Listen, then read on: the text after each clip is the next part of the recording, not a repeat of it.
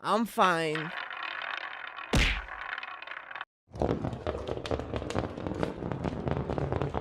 This is Oscar Bevis for IFL TV Lee. It's a pleasure. I can't believe it's the first time I'm meeting you after my years in this job. Yeah, it's a pleasure, my friend. How are we? Yes, very well, thank you, mate. How are you? Good, mate. I'm good. Looking forward to Sunday. Bit unconventional, comparison to normal, but a noisy night here at the Bic.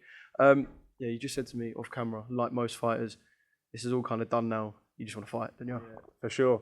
Just want to get the weigh-in done tomorrow, fill back up, and get ready to have a fight on a Sunday. Like you said before, I should be getting ready for having a roast, at that time on a Sunday, but this time I'm having a fight. So yeah, looking forward to it. Yeah. What does between now and when you walk in the ring consist of? Obviously, you've got to do the weigh-in, but mentally, where do you set yourself? Are you one of them people who, even when you're going to bed at night, you're thinking about the fight, visualizing yourself in the ring, visualizing him opposite? Like, where mentally are you between now and the fight? Yeah, very much that. To be fair, right now I'm just trying to chill and not really think too much about it. But me and my coach will sit down before and just go through a few things what we've been doing in the gym, but just to re-jog the memory and that, which we were doing quite a lot anyway. Obviously, I'm around Chris. I was living with Chris for this fight camp, and I'm in the McGuigan gym now. So yeah, we'll both be around each other and just good vibes only. Yeah, talk to me about what it's been like living with Chris during camp. I guess he gets to eat a lot more, so you're probably jealous, right? He's still got to make a weight though. He's not a heavyweight, but he's still got to make a weight, and it's but he does eat a lot more than me. But yeah, it's great. Obviously we were amateurs together, and we go back quite a few years now, so it's just sort of rolling back the years, it feels like. But obviously we're both at much higher levels than we were back in those days, and he knows his stuff, and it's just great to be around. Yeah, talk to me about the training team setup as well. Obviously, you're training with Josh, who was a professional and a fighter in his own right. Yeah, talk to me about kind of the changes that have been made and everything that's going on kind of in the camp. Well, I made that move. Also, I used to train in Bournemouth with my old coach, but I made the decision to move to the McGuigan camp with Josh. He's improved me drastically. Obviously, being Shane's right-hand man, which is one of the best coaches in the world, I believe, and obviously Josh teaches the same setup, the same thing.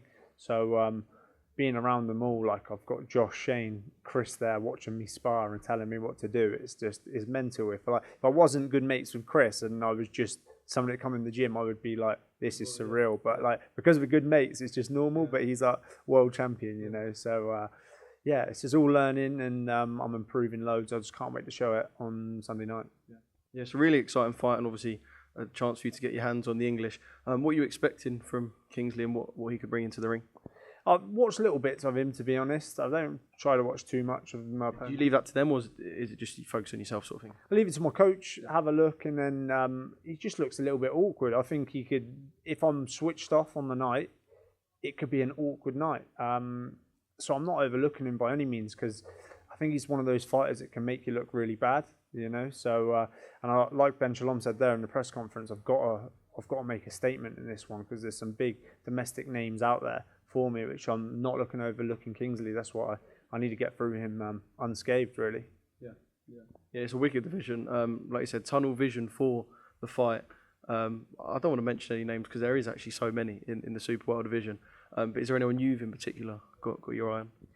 There is a few. We have to wait till after the fight for these names to come out. Yeah, I think it's disrespectful to my opponent coming up now to start mentioning names, and I can't be bothered for this to go out and then me mention names, and the person who I've got in mind for first defence is DMing you before the fights even happen.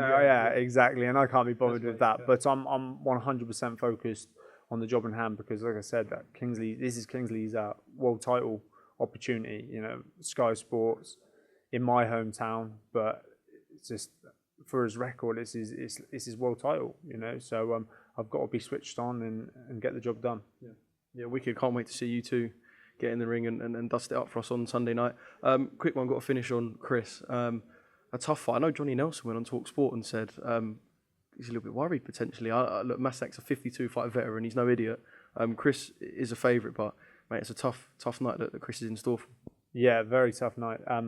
he's known that all camp, but I see how he performs in the gym, which I didn't before. I was sort of a bit worried about the Okoli fight, but if I had watched him, what he does in the gym, because I wasn't in the gym at the time, I would have been much more confident in the Okoli fight. I obviously wanted my mate to win because we're very, very good mates, but I thought it was a step too far with the Okoli fight, to be honest with you, and I thought, oh, how's this going to go? But if I was in the camp before that, I would have been so confident in Chris. Like, he destroys people. Yeah, it's just, he just destroys people, to be honest with you. And it's weird. And the reviews you get back off the sparring partners as well, which I ask them stuff. And when they've sparred other people, which I'm not going to mention names, in his division, they always say Chris is the hardest night. Yeah. Hardest work. Yeah. Well, 2024, I guess he's going to have to fight Lawrence again. There's Richard Riakporhe, there's Opataya. I guess you could end 2024 with you moving on beyond the English and Chris is unified world champion, potentially. Exactly. I want the British title next year, or get in line, or however that comes about. I would like a little defence of the English title, all being well on Sunday night. A little defence, and then move on for bigger and better things. I'm fine.